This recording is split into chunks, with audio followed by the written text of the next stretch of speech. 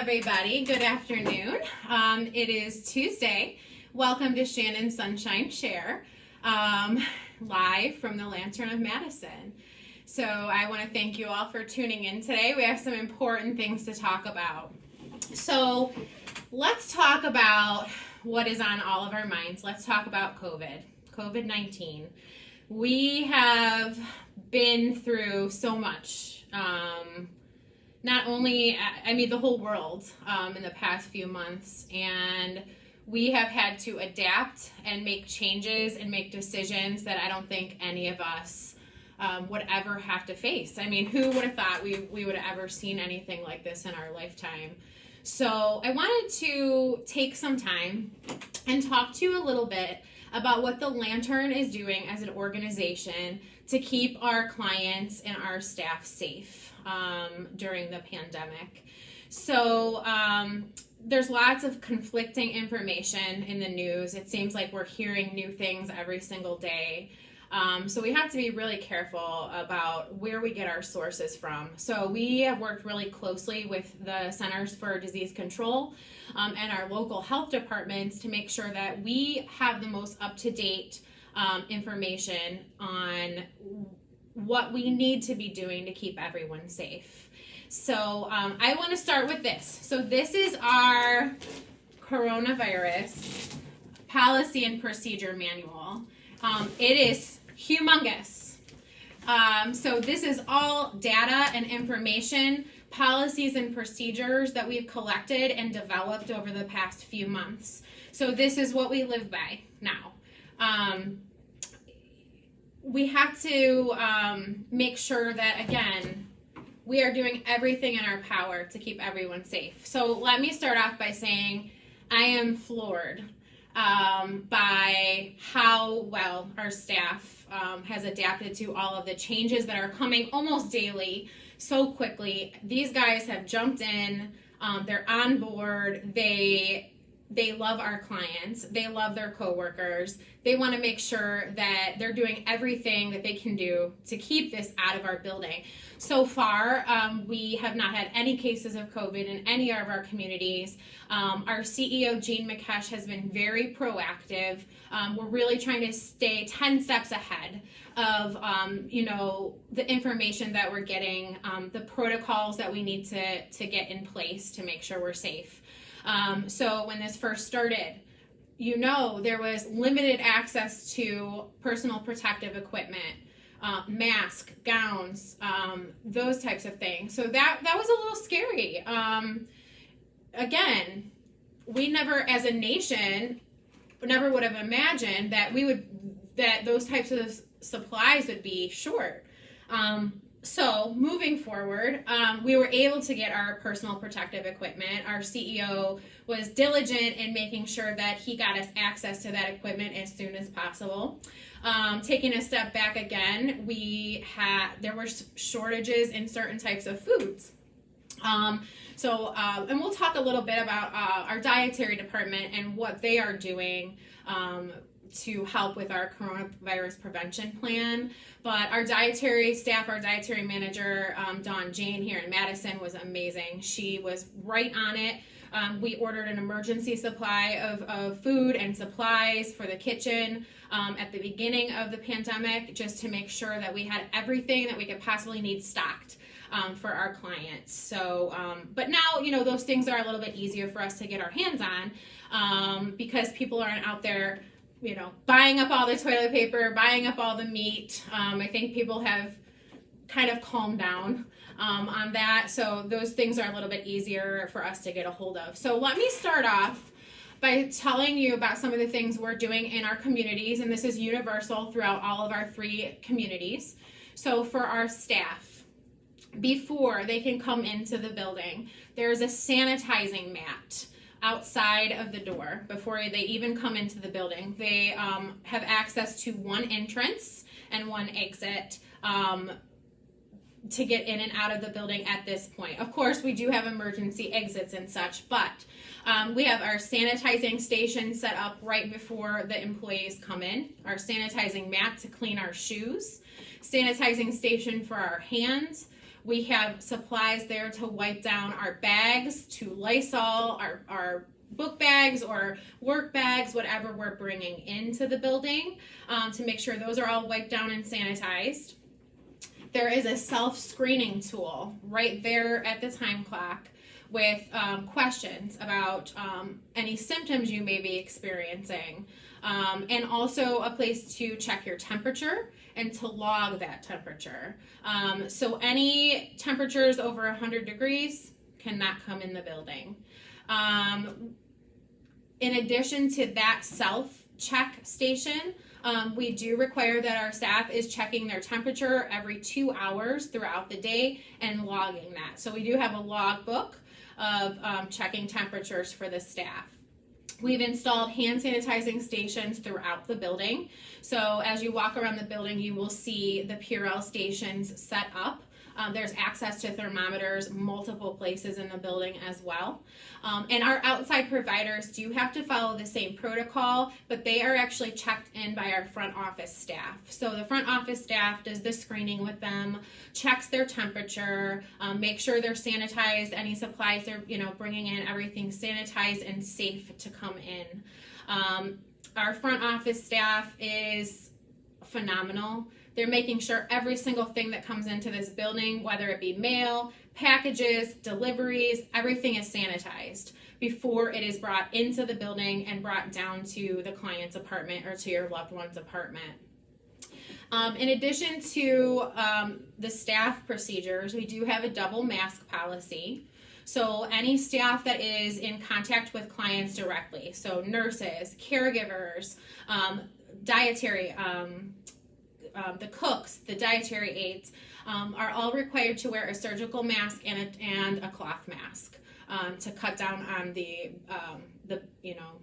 probability that any droplets would be exposed. So we do have the double mask procedure in place for any staff who is in direct contact with the clients. So let's talk a little bit about our different departments, and again, it could take me all day to go through this with you, so I just want to give you some of the tidbits of what the different departments have put in place to prevent coronavirus from entering our building. So our dietary department, all of our meals, so communal dining has been discontinued since March. So the first news that we got of COVID was like, you guys got to, we have to social distance, right? So we started to serve meals within the apartments.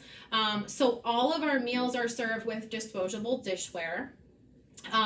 The meals are passed in sections of the building so that we can maintain food safety guidelines, make sure that the food is served nice and hot. So the dietary department has done amazing. And then, of course, all the other departments are also assisting in passing those trays, the drinks, the snacks throughout the day. So that everybody, like I said, is getting their food nice and hot and fresh. Any surfaces, so the carts that we deliver the meals on, are sanitized before and after each meal, any high-touch surfaces. We are passing snacks and hydration between meals, of course, as well. And again, those carts that we're using to travel throughout the building are sanitized several times a day. We have discontinued the use of our bistros, which was kind of areas throughout the building that we had snacks and hydration stations set up, because we don't want people congregating. So instead, we're actually providing those services right within the apartment. So those are some of the things that our kitchen staff has put into place to help with safety. Let's talk about activities. So we know how important social engagement and activities are. So Patty Spencer and our activities staff have done a phenomenal job kind of revamping the way activities work throughout the past few months. So they have put together individual activities packages for the clients based on what types of things interest them. So, when people move in, we actually get to know what they like, what they don't like, what their interests are, so that we know how to best serve them, how to give them the best care, how to make sure that they have purposeful things that keep them engaged. So that's one thing we've done. We've gone to one-on-one personal visits for activities. So our activity staff will go one-on-one within the apartments and spend time with each client, just engaging with them, making sure that they have lots to do, things to keep them engaged, things of that nature. We do have some group activities going on, but of course we're respecting social distancing. So those are things like bingo, live entertainment, those types of things. So, we're very careful to keep everyone 6 feet apart. And our activity staff's done an amazing job of structuring those types of activities as well. And they've also really jumped in acting as a support staff for the caregivers and the nurses. So they've done an absolutely phenomenal job. And again, they're sanitizing high-touch surfaces that they utilize multiple times throughout the day as well. Environmental services. So Mark, Zorik, and Dawn Dale and their team, they've already gone above and beyond in non-COVID times to make sure that our buildings are clean, everything is working properly, everything is safe, but they have ramped it up. They are sanitizing high-touch surfaces multiple times a day. That includes handrails throughout the buildings, doorknobs, any table surfaces, any high-touch surfaces. The staff is sanitizing those multiple times a day. They are making sure that we have an adequate amount and the correct supplies of cleaning and sanitation supplies. So they're keeping an eye on our stock of that, making sure we have everything that we need to keep germs off of those high-touch surfaces. And we're going to talk a little bit about the admissions process with COVID a little bit later in this broadcast. But the environmental services team has been a huge asset for helping us with folks who are moving in. And like I said, we will talk a little bit more about that later on in the broadcast. Our nursing and caregiver staff. So those are the staff that are spending that one-on-one time with the clients on a daily basis. So they are assisting with routine temperature checks and symptom monitoring for our clients. We recently have COVID tests that we can perform here in-house. We were able to get some of those tests and partner with a lab so that we can perform the test if needed. And the nursing staff has been trained on that. So that's wonderful. We don't have to have an outside provider or have someone go out if and when we need to give a test. We also have a partnership with the COVID response team at Lake Health, so that all we have to do is if we happen to have someone who was symptomatic, pick up the phone, they will come out that same day and follow all the protocols that they have to make sure that client is safely tested. Our nursing and caregiver staff have been trained on quarantine policies and procedures, safety, and those types of things. So it's very, very important. They've also been a huge part in making sure that we have the personal protective equipment, supplies that we need as we continue to utilize the masks and the gowns for any situations that might arise. Jen Karp and her staff has been keeping an eye on that, making sure that we are well stocked for all of our personal protective equipment. And so we recently started, we had a long stretch there where we had no visitation at all. We quickly were able to set up a Skype account for our family members to be able to call in and Skype with their loved ones on a mobile tablet that we have. So that was huge. Being able to actually see your loved one and talk to them and know they're okay, see their face and, see them in their apartment doing their day-to-day things has been really great and really, really powerful for our clients who are used to being able to have visitors or used to being able to go out for lunch with their family. They haven't been able to do that. So the utilization of Skype has been huge and has worked out quite well. So recently, within the past few weeks, we did start outdoor visitation. So that is a large chunk here of our coronavirus policies and procedures binder. So our front office staff is responsible for scheduling the Skype visits and the outdoor visits. So all of those visits get scheduled through the front desk. Anything that has to do with loved ones visiting, our front office staff handles that portion. So they will schedule the visit, they will screen you when you arrive outside, they will check your temperature, they will give you personal protective equipment, and they will guide you to our visitation area out in the front of our building. We have a beautiful gazebo, and Mark and his staff have set up an amazing area outside that is safe. We have a table and some plexiglass, but again, maintaining that social distancing. So Joyce and Kathy will guide the family members out there, make sure that they are all set to go. And then our direct care staff, our caregivers and nurses will manage anything that has to do with that visit with our clients. So they will actually bring the client outside and they will bring them back inside when the visit's over. So that has so far been working out great, and visitation has been booming. We're super excited to be able to allow our families and their loved ones to finally see each other face to face, because it has been so long since they were able to do that. So that is going well. If you are a loved one and you want to schedule a visit, you can call up 440-428-2664 and talk with Joyce or Kathy, and they'll be happy to walk you through that. So I've gotten a lot of calls about are we accepting new clients?